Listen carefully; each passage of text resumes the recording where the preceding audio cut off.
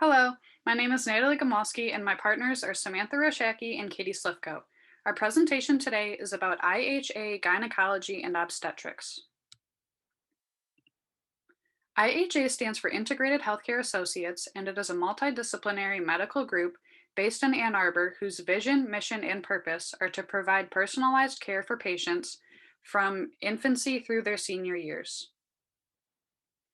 Today, we're going to be talking about the role of occupational therapists in IHA obstetrics and gynecology, working with women who are transitioning from being pregnant to being new mothers. IHA obstetrics and gynecology are branches of services offered by the IHA multi-specialty medical groups that specialize in women's healthcare. Obstetrics is a medical field concentrated on pregnancy, childbirth, and the postpartum period. Gynecology is a medical field concentrated on the female reproductive system. IHA serves the communities of Washtenaw, Livingston, Lenawee, and Western Wayne counties. Women in these counties are diverse.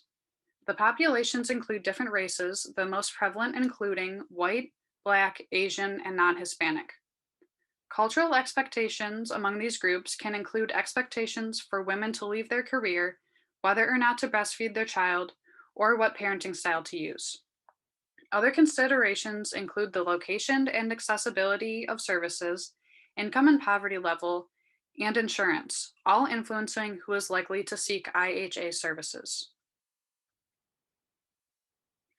Next, we have a quick video that outlines the true lived experience of a new mother in all areas of life. Please be sure to notice the timestamps in the top right corner for the typical ranges of each postpartum experience.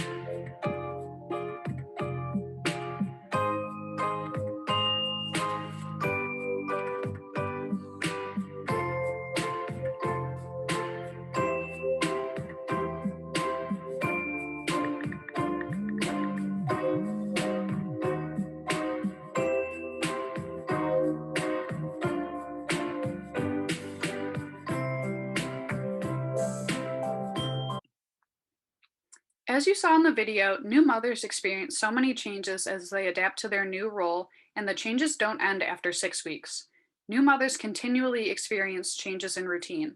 As the baby grows, the mother constantly adapts. Other professions employed at IHA. There are many professions that are employed in this setting. They can range from what most are used to seeing, like doctors, general practitioners, nurses, midwives, doulas, and then to cardiologists, nephrologists, respiratory technicians, and physical therapists and occupational therapists. OT's value. Occupational therapists hold a great value in this setting. OTs give a unique perspective on the wellness and well-being of individuals. As a profession, it places great emphasis on habits and routines of an individual and believe that they are very important to the quality of life. A therapist could do things like help restore or create habits, routines, roles, or rituals to help ease the transition to motherhood. Occupational therapists are able to focus on habits and routines that have been disrupted since the prenatal period. And then they also can help address physical changes in performance capacity that a mother undergoes as systems change and after giving birth. Also, they can help a new mother balance occupations like IADLs, health management, rest and sleep, education, possibility of returning to work, finding time to engage in leisure, and social participation. Occupational therapists use evidence-based, occupation-based practice in order to orient their thinking. They use models and theories like MOHO, PEO, CMAP in order to create interventions for individuals. They also look at the whole person and how the person, environment, and occupation all interact and fit that individual. OTs can provide changes to environmental factors or work with the client's personal factors to help a new mother's context fit her needs. A therapist can also use supporting positive co-occupations between mother and baby and enabling parents of infants who are premature, sick, or unwell to support their baby's self-regulation and development. Occupational therapists are a great deal to the setting, and they help increase occupational performance and participation of new mothers and help ease the transition to motherhood. Occupational therapy assessments that can be used in this setting include the role checklist, which can be used to obtain information on the new mother's perspectives of her participation in roles currently and throughout her life, and the value she places on such roles. Also utilize the Canadian Occupational Performance Measure to understand the mother's daily activities in performing areas such as self-care, productivity, and leisure, and to understand the importance, performance, and satisfaction of those activities. Utilizing the Edinburgh Postnatal Depression Scale could help an occupational therapist screen for postpartum depression. And then the occupational questionnaire can help an occupational therapist understand the new mother's daily activities and routine to see how she spends her time throughout the day. So OT intervention in IHA. At IHA OBGYN, all women will receive individualized intervention plans and supports to address the needs of every new mother.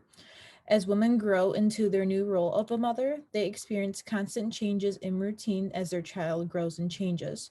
OTs in this setting help make the transition to motherhood as smooth as possible by emphasizing strengths and skills of the mom while also addressing difficulties. Their time is now not their own anymore, but maintaining their own self-care is critical for their well-being.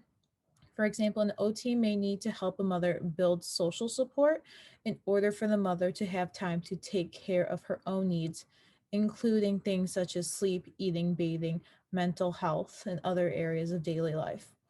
So, incorporating these changes into a new mother's routine can help improve overall self efficacy and performance capacity in daily activities in their new role as a mother.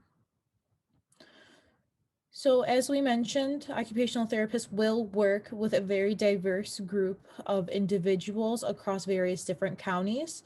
Certain ways to advocate for perinatal and postnatal health could include attending Michigan Perinatal Quality Collaborative meetings, which are held by the state of Michigan to further an occupational therapist's knowledge of demographics, equity, diversity, and evidence-based practice, and other factors surrounding perinatal and postnatal care in their districts. Since we work with a variety of different counties, occupational therapists working for IHA would attend the meetings for Districts 9 and 10.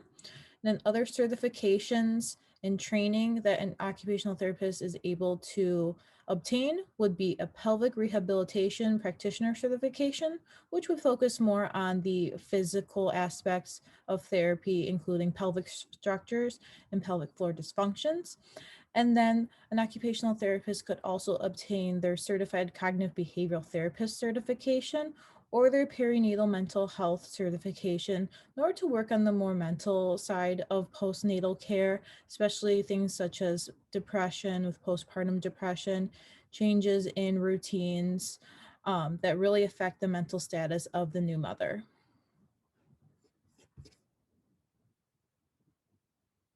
Thank you for listening to this presentation, and we hope you learned more about IHA Obstetrics and Gynecology and the role occupational therapy plays.